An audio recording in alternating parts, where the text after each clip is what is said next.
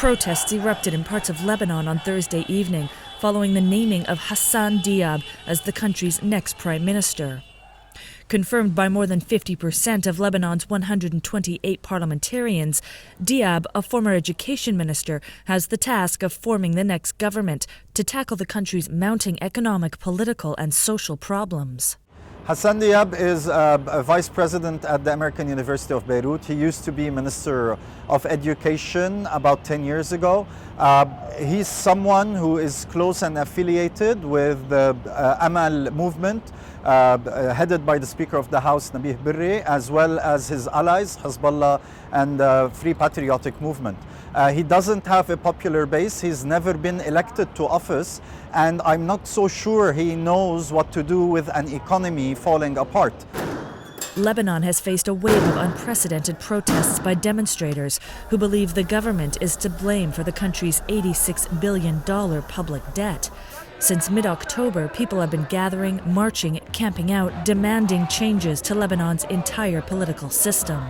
This led to former Prime Minister Saad Hariri's resignation, but then the government, led by sectarian power sharing, took nearly 2 months to choose his replacement, as many wrestle to maintain their political share.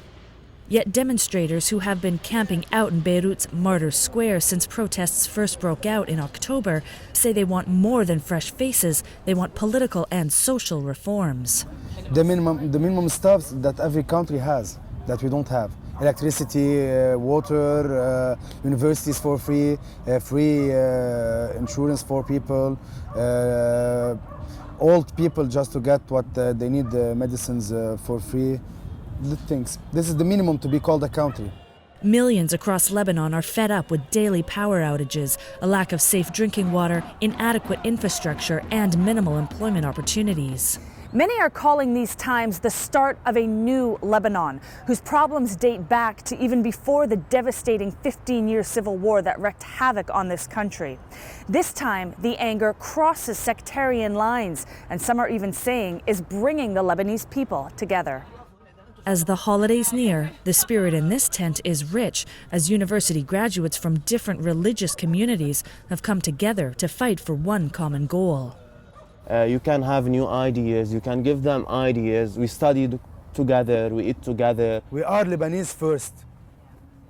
This is the new country that we are building. I think the protests have forced a new alignment in Lebanon between a ruling political class that depends on clientelism, nepotism, and a total system of corruption all across, versus a street that doesn't take it anymore. Analysts predict it will take months for Diab to form a new cabinet that not only the people on the street will agree with, but one that will be able to implement the right reforms to turn Lebanon around. Natalie Carney, CGTN, Beirut, Lebanon.